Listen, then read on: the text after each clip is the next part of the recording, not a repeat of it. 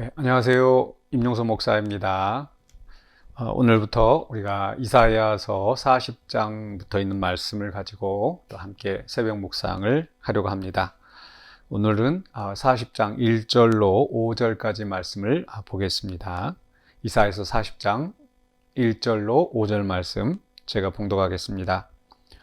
너희의 하나님이 이르시되 너희는 위로하라. 내 백성을 위로하라.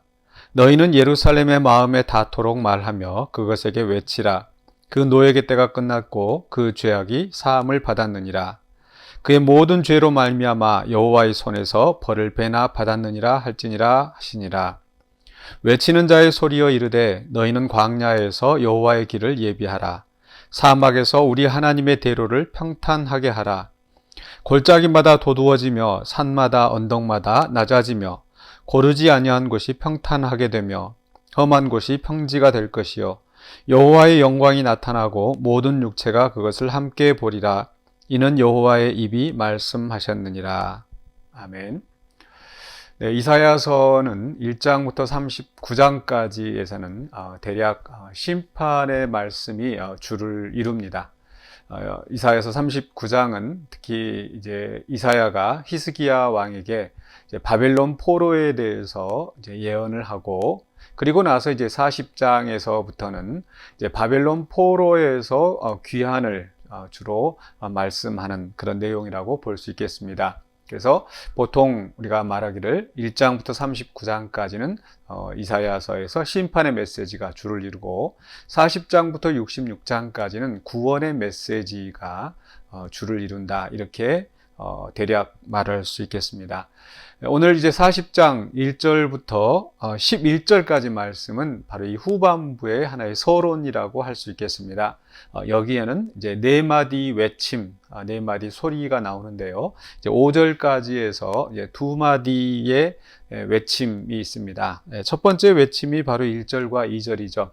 그 속에서 이제 외치는 소리는 무엇입니까?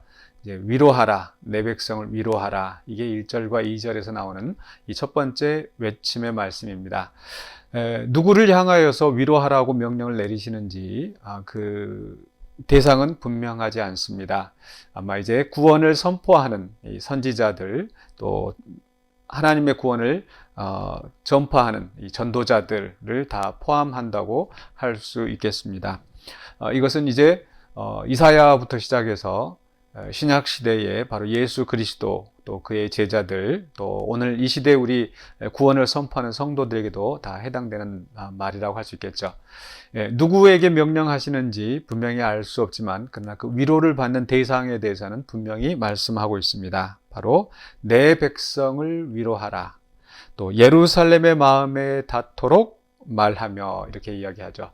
내 백성, 하나님의 언약 백성이지만은 죄로 말미암아 심판을 받고 있는 바로 이스라엘 백성을 가리키는 것이고, 또 예루살렘은 바로 그 이스라엘 백성이 살고 있는 그 나라의 중심, 또 하나님의 성전이 있어서 하나님의 임재하심이 있는 바로 그 도시, 거룩한 성 예루살렘입니다. 그러나 그 나라가 심판을 받을 때에 예루살렘도 역시 함락되고, 또 거기에 살고 있던 모든 백성들은 포로로 끌려갔기 때문에 황폐하고 공허하게 되었죠. 그러나 이제 하나님께서 새로운 구원의 시대를 말씀하시면서 그 백성에게, 또 예루살렘 성을 향하여서 이제 위로의 메시지를 선포하게 하시는 겁니다. 그 위로의 메시지는 무엇입니까? 바로 노역의 때가 끝났고 죄악이 사함을 받았느니라. 또 죄로 말미암아 여호와의 손에서 벌을 배나 받았느니라 할지니라. 네, 하나님은 그 언약 백성이 범죄하였을 때 심판하시는 분입니다. 마치 부모가 자식을 훈육하기 위해서 때로는 매를 때리기도 하고 또 엄한 말로 꾸중하기도 하죠. 그것은 자식을 사랑하지 않아서가 아니라 그 자식이 바른 길로 갈 수 있도록 하는 부모의 사랑 때문입니다. 마찬가지로 하나님께서도 우리 그 언약 백성이 범죄할 때 하나님은 심판하십니다. 바른 길로 돌아오도록. 그러나 그 심판이 끝이 아니라 우리 하나님의 계획은 그 죄값을 또 다 받고, 또 그 죄악이 용서함 받게 하시려는 것, 이것이 하나님의 계획입니다. 그 이후에 이제 하나님께서는 바로 그들을 구원하시고 또 그들과 함께 이제 행하시는 겁니다. 그 가운데 임재하시고 그 백성과 관계가 다시 회복되어지는 거죠. 그렇기 때문에 하나님의 심판은 그 구원을 위한 또한 필수적인 과정일 수밖에 없습니다. 그래서 위로하라는 말씀, 하나님은 우리의 죄악에 대해서 심판하시지만은 그러나 심판이 끝이 아니고 또 우리에게 구원을 선포하심으로 또 구원을 이루심으로 우리에게 위로를 주시는 하나님이시다. 또 그것을 우리가 믿고 나가야 되겠습니다. 두 번째 외침은 이제 3절로 5절입니다. 외치는 자의 소리여 이르되 너희는 광야에서 여호와의 길을 예비하라. 네, 예비하라. 무엇을 예비하라고 그랬습니까? 여호와의 길을 예비하라라고 하죠. 여호와의 길, 하나님의 임재하심입니다. 그 하나님의 길을 준비하고 예비한다는 것이 무슨 뜻일까? 네, 여기에서도 역시 누구에게 그 예비하라고 말씀하시는지 너희는 예비하라 이렇게 했는데 그 너희가 누군지는 명확하지 않습니다. 네, 그 너희가 누군지보다 바로 그 예비하라는 그 선언의 말씀이 더 중요한 것 같습니다. 바로 그 하나님이 오실 것이다. 하나님이 임재하신다. 그래서 5절에 있는 여호와의 영광이 나타나고 모든 육체가 함께 보리라고 말씀하시는 거죠. 그래서 하나님의 임재하심이 이루어질 것인데 그 하나님의 임재하심에 장애가 되는 모든 것들이 이제 제하여질 것이다. 그래서 4절에 골짜기가 도두어지고 산마다 언덕마다 낮아지고 고르지 아니한 곳이 평탄하게 되고 험한 곳이 평지가 될 것이요. 그러니까 누군가 너희가 예비하라라고 하면서 너희가 가서 그 산을 낮게 하고 골짜기는 높게 하고 뭐 이렇게 말씀하신 게 아니죠. 바로 산이 낮아지고 골짜기는 높아지고 평지가 될 것이다 라고 하는 것은 이제 하나님의 임재하심이 확실하게 이루어질 것을 선언하는 말씀이라고 할 수 있겠습니다. 그런데 여기서 또 한 가지 생각할 것은 왜 굳이 광야에서 또 사막에서 또 하나님의 대로를 평탄하게 하라 이렇게 말씀하셨을까?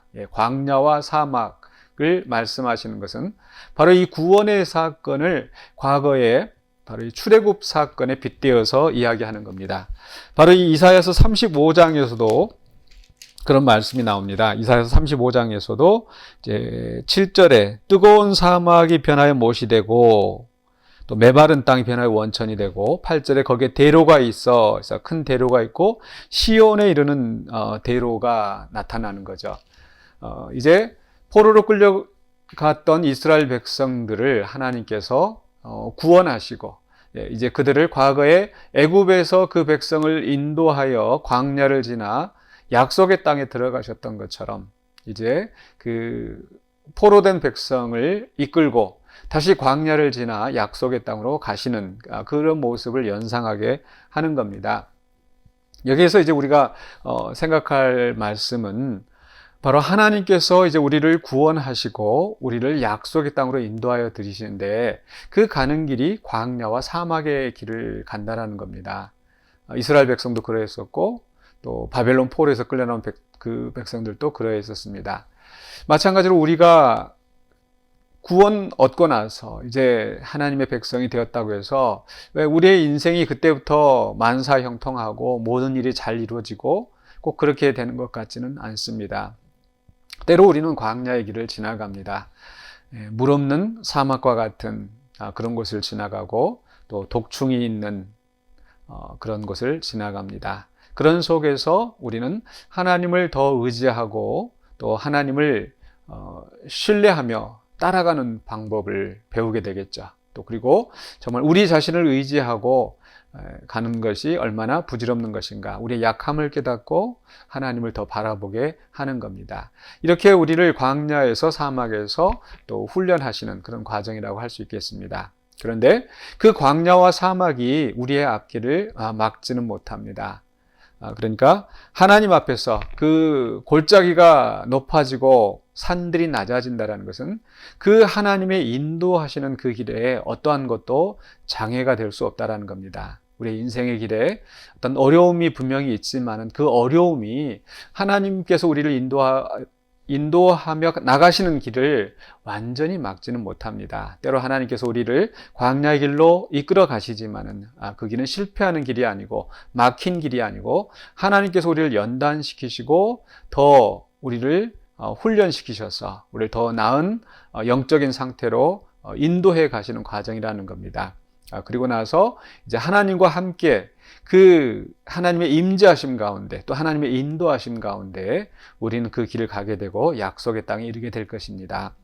그럴 때에 모든 육체가 여호와의 영광을 보리라. 이 세상에 완전한 하나님의 나라가 이루어질 때 모든 육체가 그 하나님의 영광을 보게 될 것이고 또 우리 하나님과 함께 있는 우리의 영광도 보게 될 것입니다. 우리는 그 날을 바라보는 이제 언약 백성입니다. 우리는 그리스도의 보배로운 피로 말미암아 죄 사함을 받았고 또 이제 죄 사함을 받아서 하나님과 함께 하나님의 인도하심을 따라 약속의 땅을 향해 가는 성도들입니다. 그래서 우리가 그 길을 갈 때에 힘들고 어려운 길이 있다 할지라도 하나님의 임재하심 가운데 하나님의 인도하심 가운데 가는 것을 기억하시고 또 하나님을 바라보며 끝까지 또 승리하시는 저와 여러분이 되시기를 주의 이름으로 간절히 축원합니다. 기도하겠습니다. 사랑의 주 하나님 은혜를 감사합니다. 우리를 구원하시고 우리를 인도하시는 하나님에 대해서 다시 한번 생각합니다. 우리가 범죄하였을 때 우리를 벌하시고 심판하시지만은 우리를 용서하시는 아버지 하나님, 이제 그리스도 안에서 우리가 용서함 받고 하나님의 자녀가 되어서 주님의 나라를 바라보면서 매일매일 살아갑니다. 때로 우리의 삶 속에 부딪히는 예기치 못하였던 어려움 속에서도 우리는 하나님을 바라보게 하여 주시고 우리와 함께 하시며 또 그 나라를 이 땅에 이루실 그 주님의 영광을 바라보면서 또 믿음으로 소망 가운데 나아가는 우리가 되게 하여 주시옵소서. 오늘 하루도 주님의 인도하심을 따라 살아가기를 간절히 바랐고 나며 예수 그리스도 이름으로 기도하옵나이다. 아멘.